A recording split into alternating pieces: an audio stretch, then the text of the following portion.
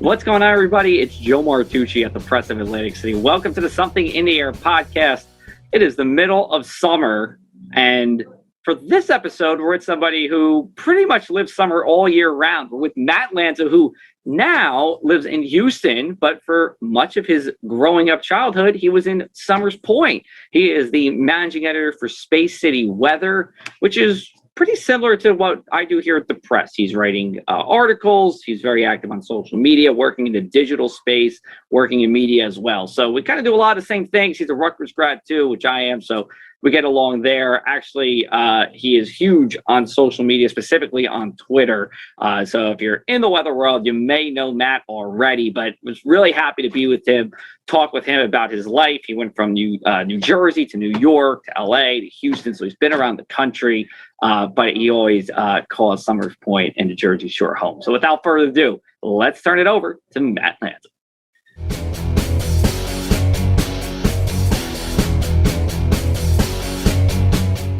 Okay, and we're here with Summers Point native, Rutgers meteorology grad, now meteorologist for Cheniere Energy, as well as spacecityweather.com, coming to us all the way from Houston, Texas.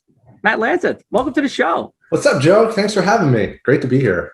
Yeah, no, great to have you as well. Always good to have Rutgers people keep it in the circle for today. So That's always a good thing. And I definitely want to chat with you here, and I think a lot of people are going to appreciate this because in some ways, we kind of do the same thing with you with Space City Weather, me with what I'm doing here, and you obviously from South Jersey. So I thought this was a great connection to have. I'll start off with this. It is July when this show is airing. What's the one thing you miss about being at the Jersey Shore, Matt? And when was the last time you were at the Jersey Shore during the summer?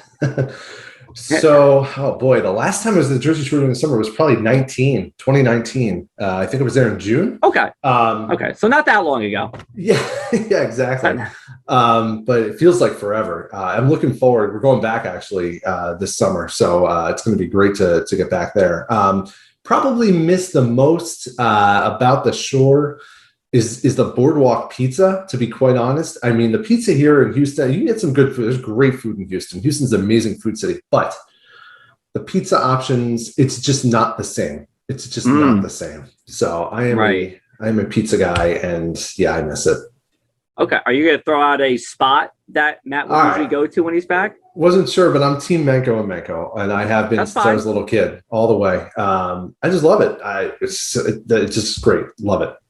Let's talk about Space City Weather. It is it's spacecityweather.com. It is it's covering Houston area. You guys are doing blogs. You know, obviously you're very active on social media and very popular on social media, I could say as well. In fact, you're so popular, Matt, you have your own day named after you in the city of Houston. It is Space City Weather Day on June 8th. So congratulations to that. I know that was just announced to you. But just tell me like what you're doing and, you know, how you see this kind of segment of meteorology, which isn't your traditional, you know, when you think about media and meteorology, you're thinking about, you know, someone on television, just how that has expanded and where you kind of see it going in the future.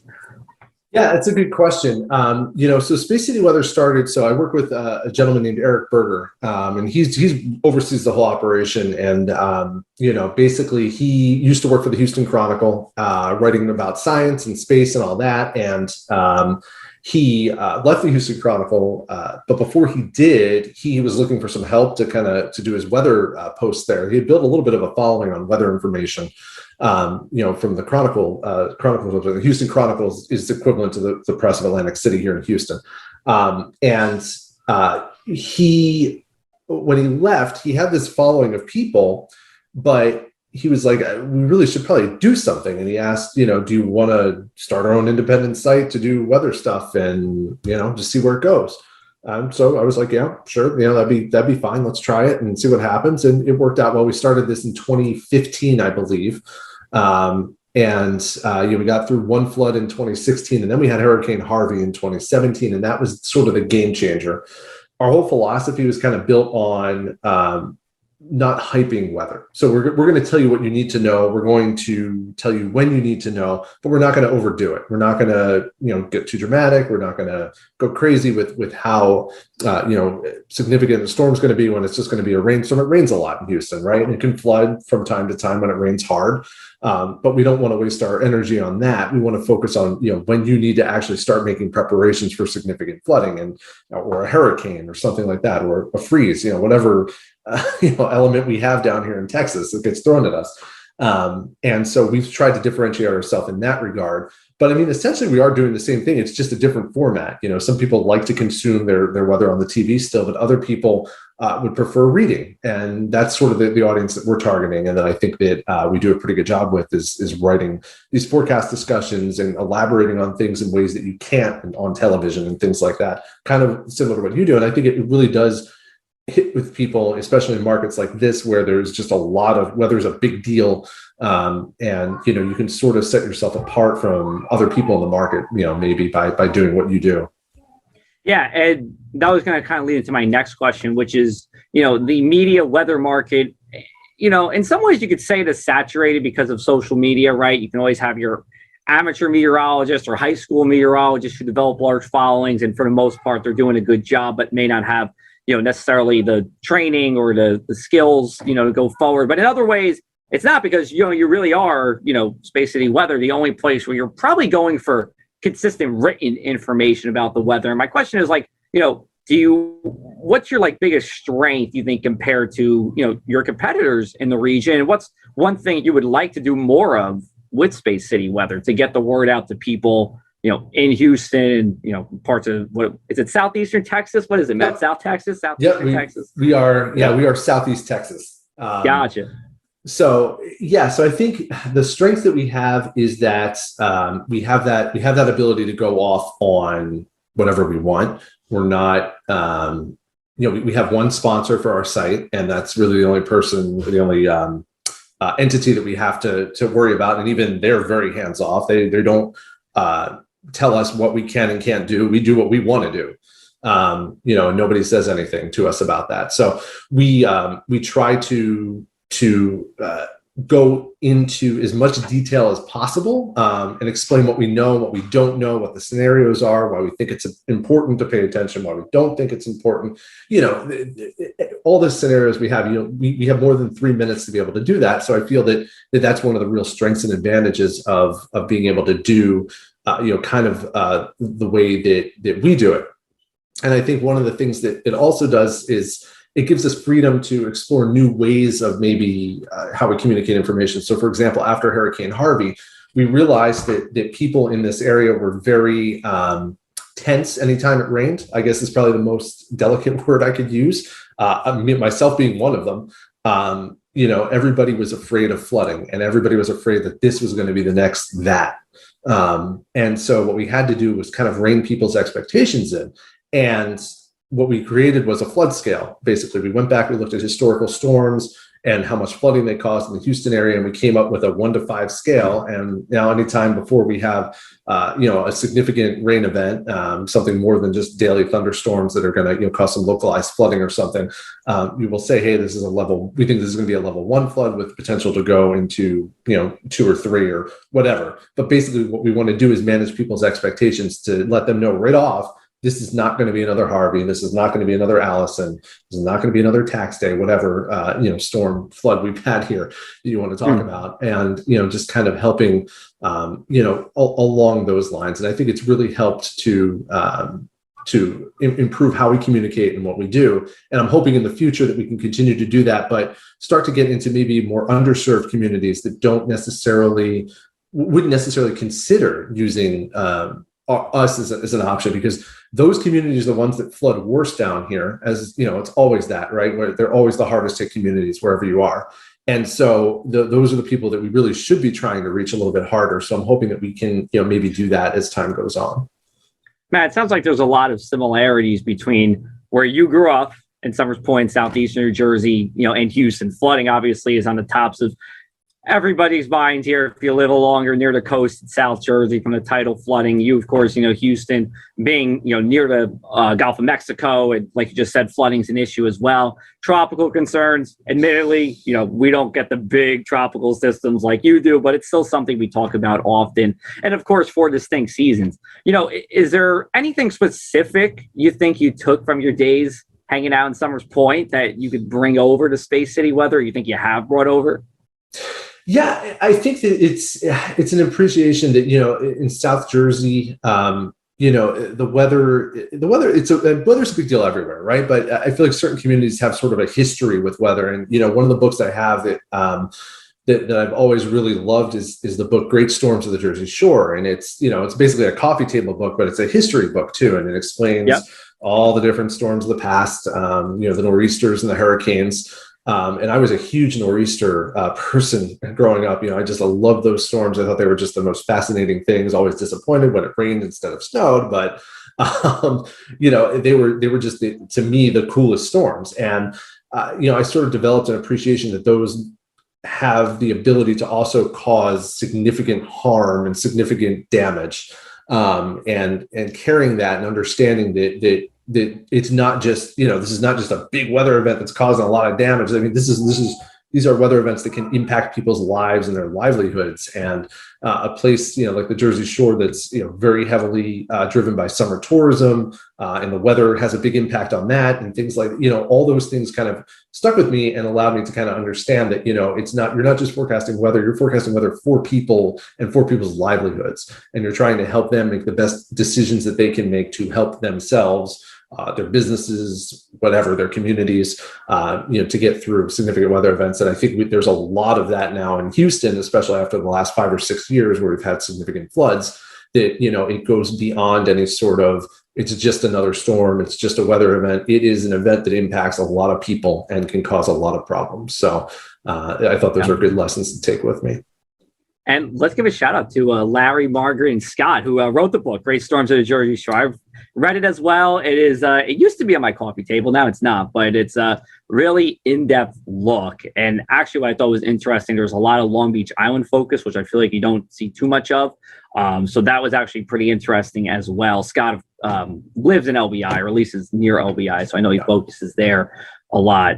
We have a minute left on this part of the segment, Matt, but I do want to ask you, Sandy, right?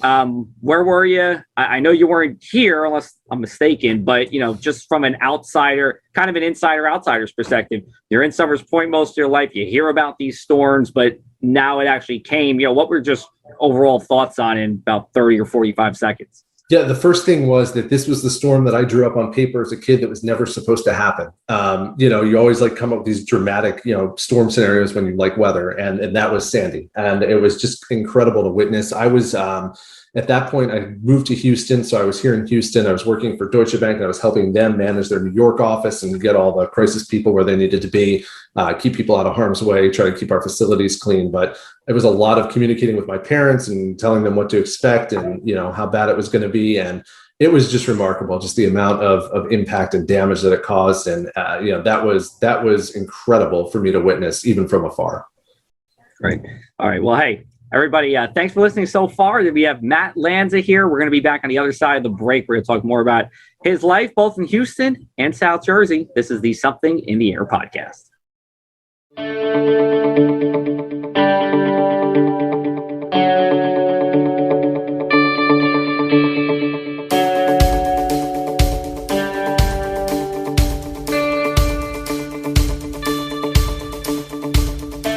All right, we are back. Thank you for listening to the Something in the Air podcast, brought to you by the Press of Atlantic City in conjunction with Stockton University.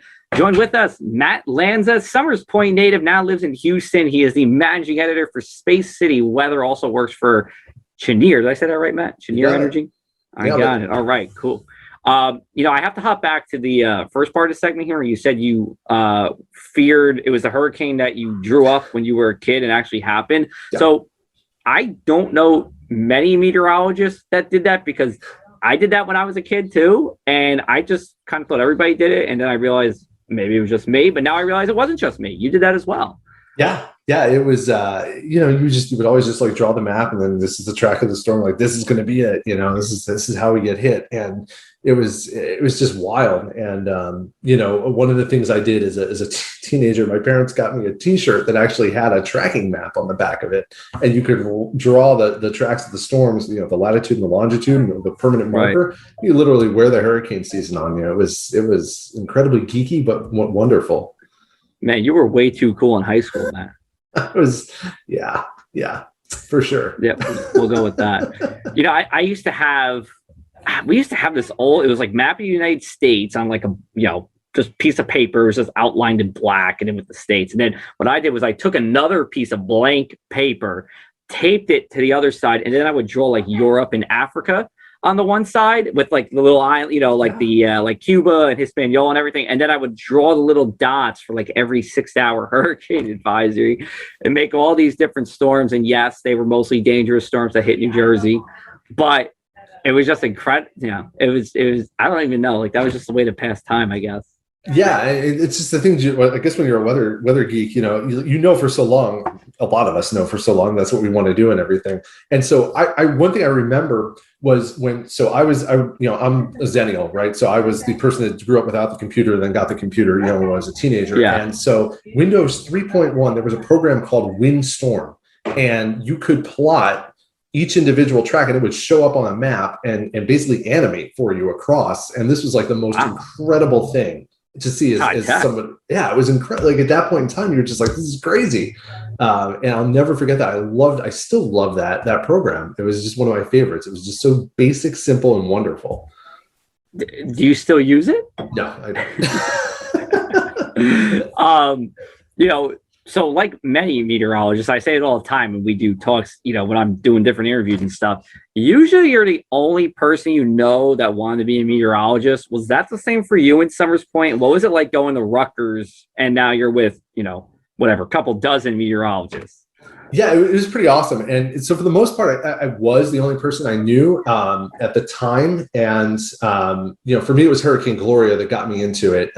It was probably a combination of things, but Gloria was the tipping point. And, we took my grandmother, she lived in Atlantic City, and we brought her to the mainland and, got her out into shelter, with that storm. And that was, just a wild, I don't remember details. I just remember sort of vagaries about it, but it was really cool. And so, as far as I knew in high school or through high school, I was the only person that really wanted to be a meteorologist. There were other people that were interested in weather, but nobody was really going to significantly pursue it. And that was the plan for their career that I knew of. But as it turns out, Mainland Regional High School has at least 3 other meteorologists that have graduated from there. So for per capita basis, it's pretty incredible. That's pretty high. Yeah. Who were they? Would it be anybody that the people around here would know? So probably not. Well, some people might know. Joe Bastardi actually went to Mainland Regional High School, and he's for those that may not know, a very big personality in the weather space, to say the least. I think I would say most people probably recognize him from AccuWeather back in the day. I know I did when I was growing up, in the 2000s, watching his videos. Now he is on his own. And I believe he was a Mainland. I think he graduated. I know he attended, but I think he graduated from Mainland. And there were a couple others, late 90s, early 2000s that most people probably wouldn't recognize, but they're off doing different things right now that are pretty interesting. One is in wind energy, and one works actually sort of has touched on the commodity space a little bit for energy weather stuff too. So pretty neat. Gotcha. So you're at Rutgers, 2000, 2004. I think you were treasurer of the Meteorology Club. I was also on a e-board for Meteorology Club back in the day. I wasn't the treasurer, but I spent the money usually on pizza for the club events. Tell me, just kind of tell me what your time at Rutgers was like. And our times were a little different. We're gonna get a little in the weeds with the Rutgers stuff, but Rutgers was a little more of a divided place back when you were there as opposed to when I was there. I think when I first started, really, that's when all like Bush campus and Livingston campus and college had like all kind of merged together. So we might have had slightly different experiences, but I'm sure we could talk about bus rides and Cook campus and the farm and all that stuff. The double E is the double E, of course. Never forget the double E. Many good times going down George Street. Rutgers was fantastic. Nothing but good things to say about the experience there.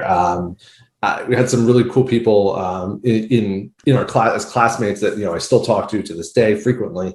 And they're off doing real interesting things elsewhere in the field: National Weather Service, energy space, reinsurance, all these different things that are just kind of really cool. We had a pretty good class, but the experience is great. The campuses, they were definitely divided. You definitely had your own identity for whatever campus you were on. And so for us, it was Cook. And, which I don't know if at that point it had become SEBS, School of Environmental and Biological Science, but it will always be Cook, no matter what. I think everybody, I have a SEBS degree. That was the first year. When I first started in 2009, that's when we switched on over. But everybody calls it Cook. They still got the Cook College t-shirts. It's still Ag Field Day, not Rutgers Day, all that stuff. Yeah. And it was wonderful. I love the Cook campus. It's just a great place to go because to me, it felt like it was a good transition out of high school because it wasn't so big that it was overwhelming, but it was part of this gigantic university. So you kind of got the best of both worlds where you were in a bigger place, but you weren't completely overwhelmed, yet you had access to, whatever you needed as far as a big university goes. And it was a great time. And the meteorology club was a lot of fun. We brought in some speakers. I think we had Paul Cosin in at one point. We had, who else do we have? Really? Brian Norcross come up to give a talk as well. He worked Hurricane Andrew down in Miami. So we had some real interesting, we were pretty active, not just our class, but, the classes that were around us were pretty active with our club and bringing in people and trying to do stuff. And I was my class treasurer in high school. And I thought that was the most logical next step to become the treasurer of the Met Club. So were you guys turning a profit? Oh, always. Of course, there you go. You need a treasurer, Matt your guy. So after Rutgers, you went into broadcast, I believe, directly out of Rutgers. And we should say, because again, this is something I say. I do talk. It's actually a minority of people who graduate with a meteorology degree who go into media. I think it's you might even know, but it's something as low as like 20% or something like that. But anyway, you did go, and actually, you were pretty lucky because a lot of times your first job in television is taking you far and wide, but you were actually just one state north. You were in upstate New York. Yeah, I applied to a whole bunch of jobs. I was willing to do that and go far and wide and do whatever I had to do. But I wanted to give the broadcasting thing a try and see what happened. And so I did actually get offered to work it was a part-time job, but in Syracuse. And that was kind of one of the big keys. It's like, okay, do I want to take a part-time job and move somewhere? Well, not that far away. So, we'll give it a try and see what happens. And I worked at a Barnes and Noble to supplement, the income for the other 20 hours a week. But it was a great experience. And so I worked for SYR TV, which at the time was known as WIXT in Syracuse. That was my first real experience with lake effect snow. They had their own Doppler radar. The station had its own radar because the NWS radars sometimes don't sample the lake effect snow coming off of Lake Ontario very well because the beam goes too high into the atmosphere, and lake effect snow is very shallow. That was just a real eye-opening experience because first of all, growing up in South Jersey, you're always on the wrong side of the rain snow line usually, although I want to say in the last 10 years or so that's changed a little bit. I feel like it has. But up there, except for the last two, Matt. Yeah. Before the last two, yes. Then the last two have just been nothing. Just so disappointing. Very disappointing. I can't tell you how many disappointing days I had as a kid. It's for the weather, not for other reasons. It's right, of course, professionally speaking. But it was a great experience, and working in Syracuse and just kind of getting to know that with some great people. Dave Longley, who was the morning meteorologist in Syracuse at that station, who now is assistant news director there. Just the right person that I needed to have as a mentor. Because one thing I lacked in college was a really good mentor, and he was the right person for that. And he kind of walked me through and explained, this is what people care about, this is what they don't care about, and really gave me a good sense of how to go about that, and also how to forecast a little better too, which is great. Gotcha. And then so you were in Syracuse, and then you went to Utica. So you actually took a short jump, right after Syracuse. Yeah, it was such a great opportunity. It was a full-time job that opened up in Utica. It was 40 miles from Syracuse. I was like, I have to go for this. It's a weekend job. Like I'm the candidate for this position. So Yeah. like, I went as far as to actually drive my tape to Utica and basically physically hand it to the news director, and let them have at it. And I did a screen test there, and they were good with it, and offered me the job, and I took it without hesitation. To get full time, because while I loved Syracuse and the people were great where I was at, there was just not going to be any opportunity for advancement. I didn't see the part time becoming a full time at any point. So I wanted a full time job, and got more lake effect snow in the Mohawk Valley, central New York, and it was again a great experience. We had some pretty incredible lake effect storms while I was out there. I'll never forget the winter of 2007. We had about a 10-day period of lake effect snow at the end of January and beginning of February that dumped over 100 inches of snow in some parts of the northwest part of our viewing area. And then it was followed up by a Valentine's Day blizzard where we got close to 3 feet of snow in Utica. And then we got another 1.5 feet of lake effect on top of that 2 days later. So it was just, at that point, I think I had enough snow for a while. It was just incredible to witness. Geez, Matt, I think you saw more snow in that one winter than you did in your whole life in South Jersey. Probably true, actually. Oh my God. So it scared you away because you went all the way to Los Angeles after that. You were like, I'm done with this. I can't deal with snow anymore. So one of my friends from Rutgers actually worked in the energy industry, and he was in Baltimore, and I saw what he was doing. I was like, this is pretty cool. I at that point, I got a little frustrated with, I wanted to kind of move on to like a Buffalo or an Albany, some other TV market that was a little bit bigger and a little bit more challenging. And it just wasn't happening. So my impatience kind of kicked in. And I'm like, all right, I'm done. But he worked in energy, saw what he did, loved it. And so I started applying to energy jobs, and actually did so for about 1.5 years. And then it took a while, and then ended up moving to California in 2009 in the middle of winter, which was quite a change. Yeah, hung out in LA for 2 years forecasting for Southern California Edison. Which was a whole different experience, Santa Ana winds, terrain, all these things that I just really hadn't gotten real experience with in the East. So it really made for a good challenge.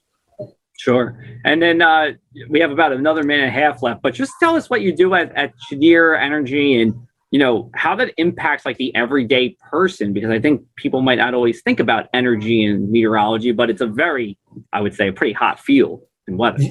Yeah, no, for sure. It's so basically I forecast weather for traders in the natural gas space, and basically give them information. And we also have a couple of assets that we forecast around that are on the Gulf Coast. So I forecast weather for how the wind and fog and hurricanes and thunder storms are going to impact those facilities on a day-to-day basis. So it helps keep people safe. It helps keep people informed. It helps make our traders give the best information to make the best decision they can, the most economical decision they can for buying and selling.